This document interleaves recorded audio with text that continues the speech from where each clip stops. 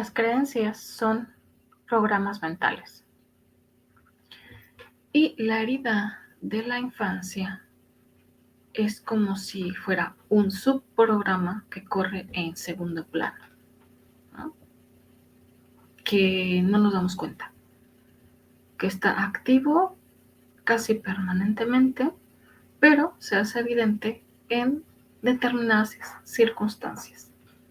Y esas circunstancias están enmarcadas de acuerdo a la narrativa que nos hemos contado para clasificar un evento que hayamos vivido y cómo nos lo hemos tomado para poder diseñar estrategias de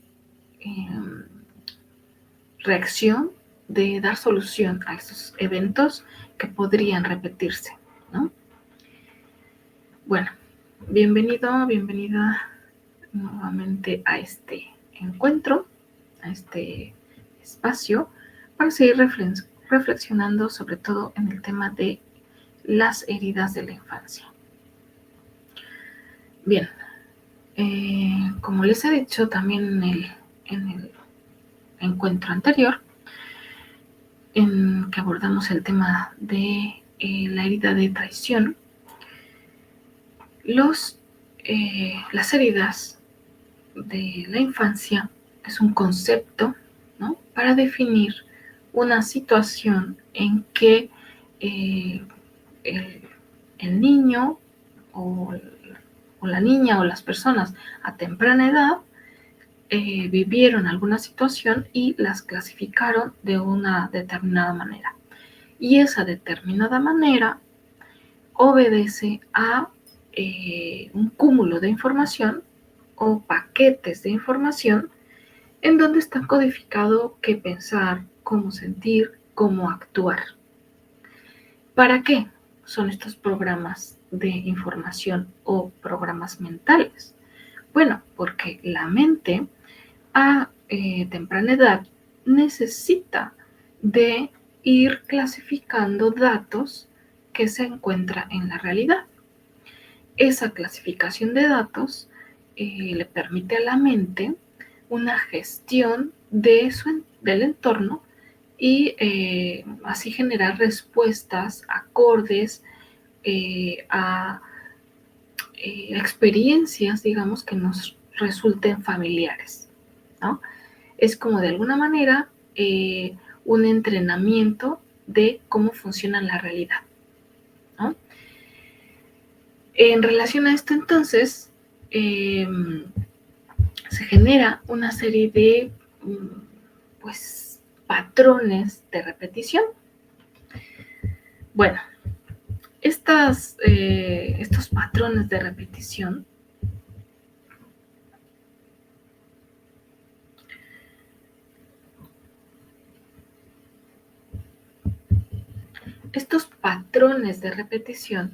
entrañan esta necesidad de control ante la percepción de una falta de amor, una falta de seguridad, falta de reconocimiento, ¿no? Y genera una reacción, ¿no?, casi que se vuelve inconsciente a escenarios que sean similares, ¿no? El tema es controlar las situaciones de manera que se preserve, digamos, la integridad de la persona, ¿no?, a partir de, pues, reacciones que nos permeen o nos aíslen o nos vuelvan, pues digamos, impenetrables, entre comillas, a el sufrimiento o el dolor. Pero paradójicamente, la respuesta a las situaciones del entorno que suelen ser únicas e irrepetibles, porque nada, aunque se parezcan, no son iguales, nosotros las clasificamos, o la mente nos las clasifica como si fueran repeticiones. Entonces nuestras respuestas están guiadas a partir de esa información de repetición, ¿no? Pueden ser muy activas conocidas entonces así como reacciones ante la traición o ante injusticias, o pueden ser pasivas, por mencionar algunas, ¿no? La de rechazo misma o la de abandono. Son como si te replegaras, ¿no? O se replegara la persona. Pero bueno, pues la base es evitar el dolor. Estos sistemas de pensamiento o programas mentales tienen una función de que el sujeto, la persona, aprenda, ¿no? Pero este aprendizaje está condicionado por esa narrativa de sufrimiento, ¿no? Desde que somos pequeños hemos aprendido que hay que corregir una situación o ante un error hay que superar las dificultades. Pero pues el problema es que este aprendizaje está fundamentado justamente en este sufrimiento que puede provocar el entorno, ¿no?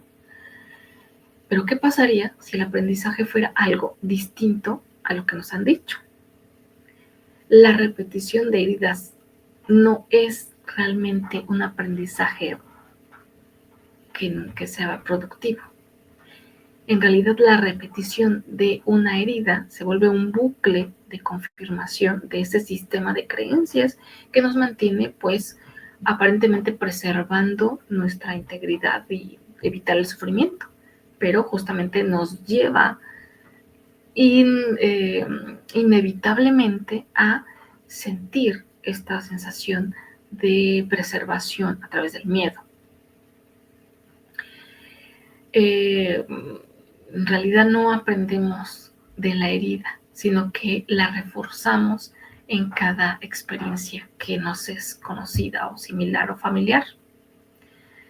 El inconsciente lo único que quiere es buscar soluciones que sean familiares, ¿no? Que nos parezcan familiares. Aunque esto implique que repitamos o pasemos nuevamente por la sensación de dolor y de sentirnos pues inseguros o inseguras.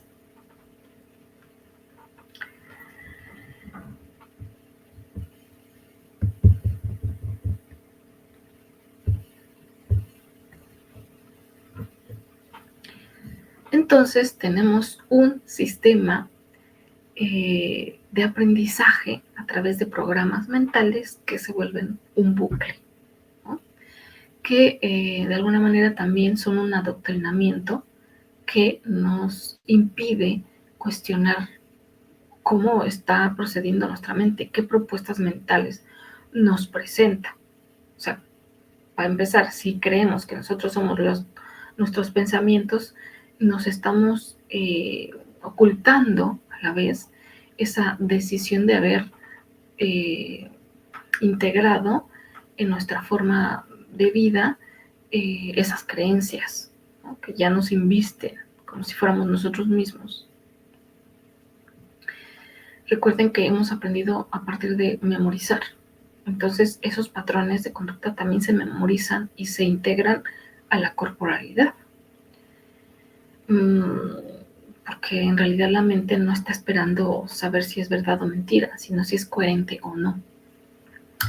Entonces, esta narrativa de sufrimiento ocultar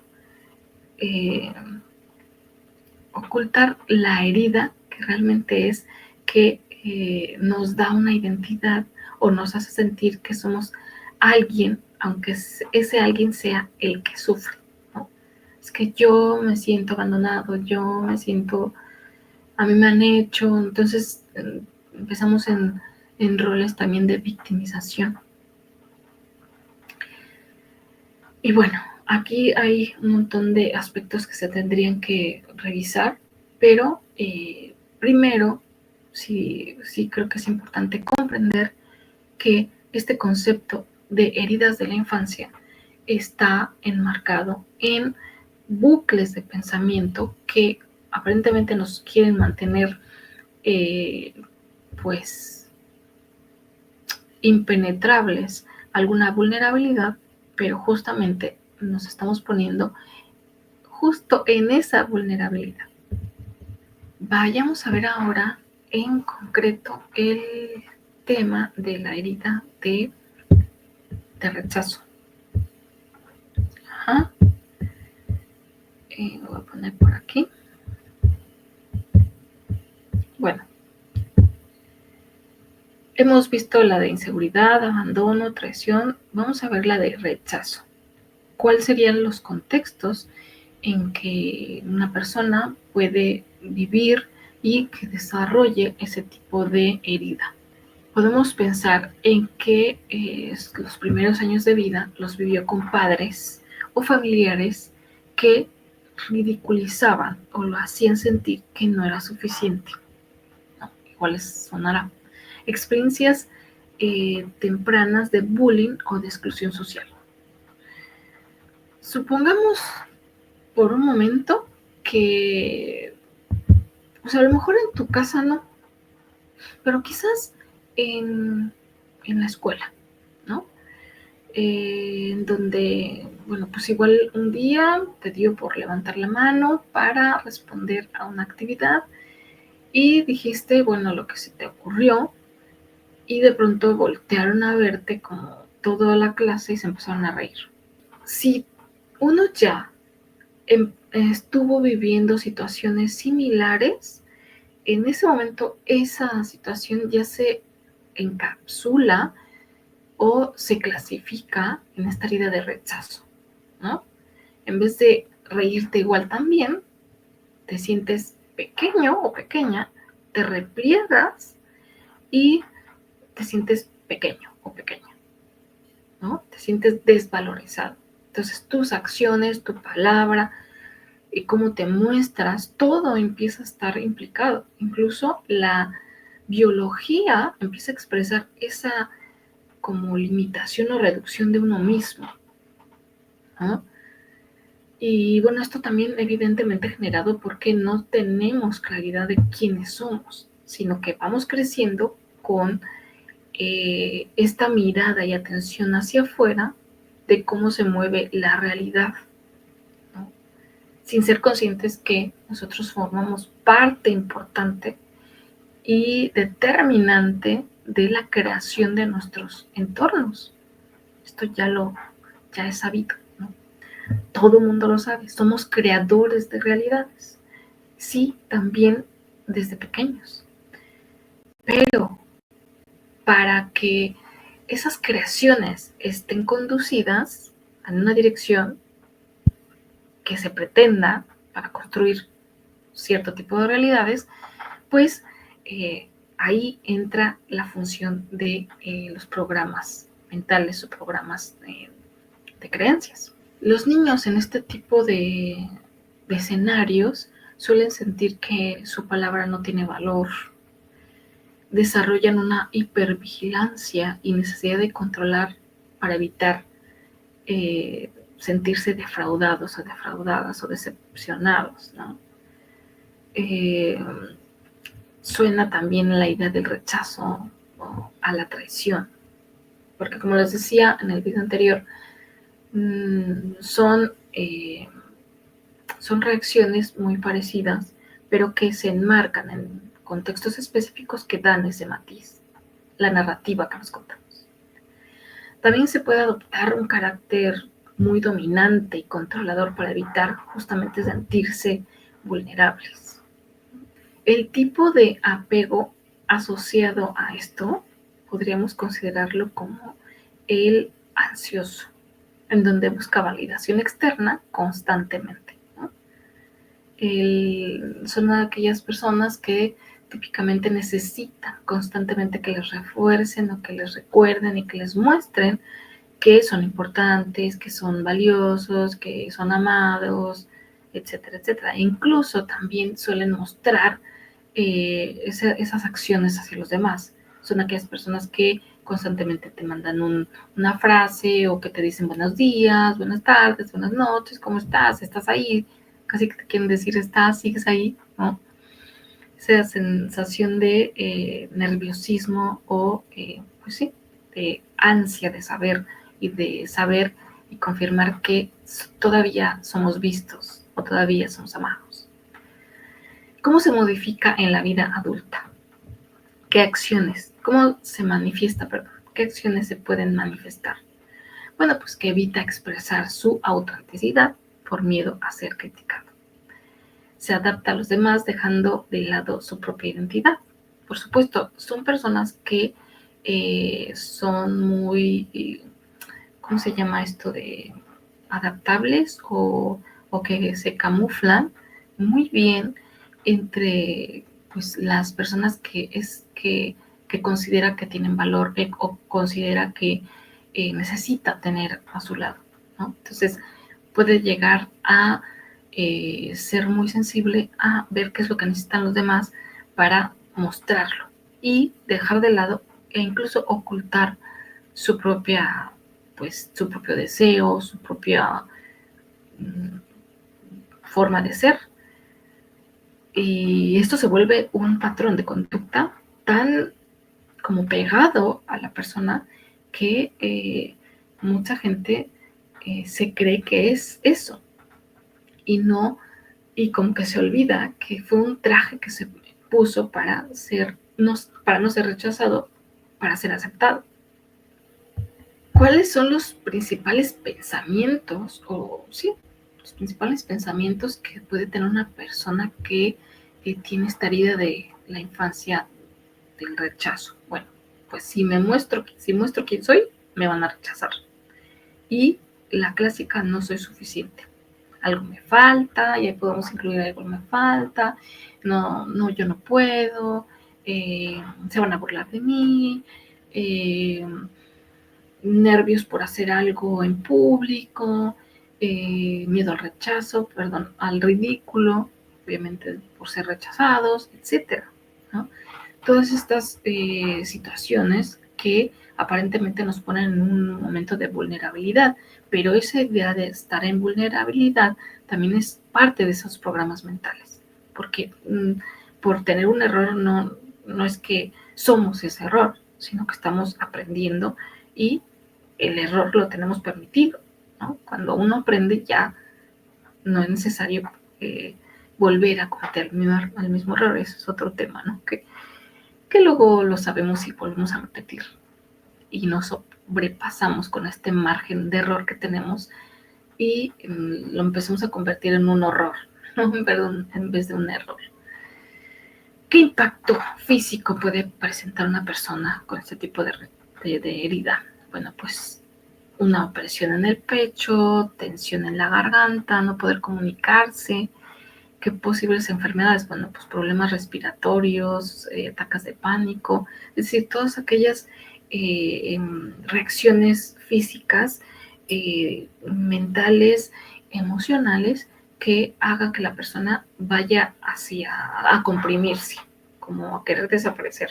Entonces la garganta se cierra o continuamente hay problemas en la garganta o problemas respiratorios, muchos resfriados, pues eso. ¿Y cómo sanarlo? ¿Qué estrategias específicas podrían ayudar? Entre muchas, ¿no? Yo aquí les pongo que hacer el ejercicio del espejo, afirmaciones de autoaceptación, por supuesto, ¿no? Salir de esa reclusión o autorreclusión en donde nos metemos de manera inconsciente y empezar a reconocer que no se requiere de nosotros, nadie nos ha pedido ser perfectos, ¿no? Lo que se requiere de nosotros es vivir, y vivir implica experiencias, y esas experiencias solamente son las creencias las que nos hacen juzgar si estamos haciendo algo bien, algo mal, o es bueno, es malo, en esta dualidad, ¿no? El arte o estructura terapéutica, expresión sin juicio, nuevamente es expresarse sin decir está bien, está mal, me falta o me ha pasado, ¿no? También hay personas que en este tipo de herida sienten que molestan, ¿no? Que constantemente dicen perdona o discúlpame o siempre están pidiendo permiso para vivir, ¿no? La terapia EMDR, que significa o tiene que ver con resignificar experiencias de rechazo. Es un trabajo consciente de ir a esos lugares donde creemos o sentimos que fue nuestro primer registro de esta narrativa de rechazo, para desmontarlo y darnos cuenta que posiblemente también juega un papel muy importante quien está enfrente mostrándote ese rechazo, porque como son programas mentales, evidentemente ese programa mental no es personal, sino que es colectivo, es decir, son cosas o creencias o acciones o bucles de repetición que no solamente los realiza una persona, sino un colectivo. Entonces hay una resonancia.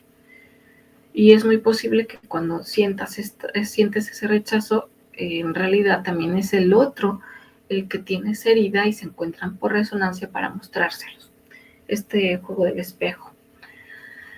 Pero bueno, con este tema del el espejo hay que tener también cuidado, porque no siempre es que lo que tú ves es lo que tienes, ¿no? Entonces, cuando lo que se te muestra te genera una desarmonía, pues hay algo de esa situación que tú estás aportando, ¿no? Para que suceda. Y cuando la situación no tiene una resonancia en ninguna parte, ni en nuestro campo mental, ni emocional, ni el físico, es que nos hemos encontrado por resonancia con una persona que está viviendo esa situación y es tan intensa que necesita desalojarlo a través de un otro, ¿no?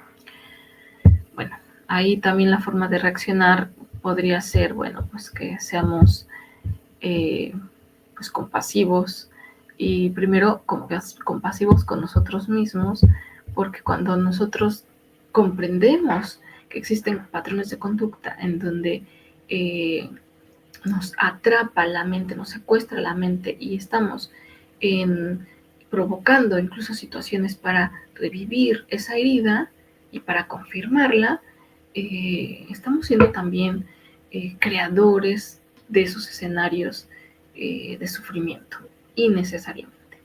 ¿Bien?